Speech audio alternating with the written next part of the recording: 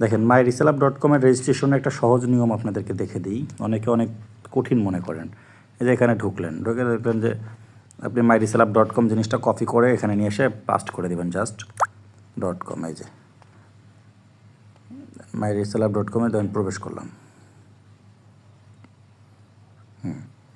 করার পর দেখেন রেজিস্ট্রেশনটা কত ইজি। এখন কিন্তু আমার প্রত্যেকটা প্রোডাক্ট দেখেন আপনার কাস্টমার প্রাইস দেখাবে, মানে কেমন রেট বাজারে সেরকম রেট দেখাবে।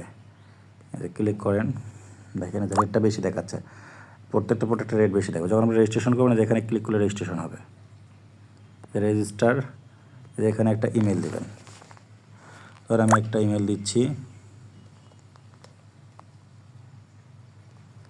test567@gmail.com। এখানে একটা পাসওয়ার্ড ক্রিয়েট করবেন, যে পাসওয়ার্ডটা কেউ যাতে নিতে না পারে, একটু বড় করে দিবেন।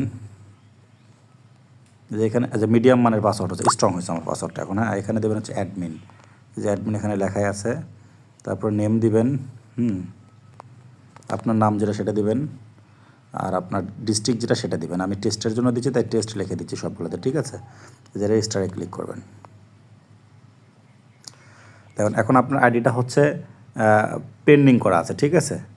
এখন আপনি আমাকে একটা নক দিবেন, নক দেওয়ার পরে আমাকে একটা নক দেবেন, দেওয়ার পর আমি এটা আপনার অ্যাক্টিভ করে দেবো। যখন অ্যাক্টিভ করে দেবো তখন আপনি যে এখানে পাসওয়ার্ড, যে পাসওয়ার্ড দিয়ে খুললেন সেই পাসওয়ার্ড এবং জিমেলটা এখানে দিবেন। দিলেই আপনার সেভ বাটনে ক্লিক করলে আপনার পাসওয়ার্ডটা সেভ হয়ে থাকবে। আমি সেভ বাটনে ক্লিক করে দিলাম, ওটা সেভ হয়ে থাকলো, ঠিক আছে।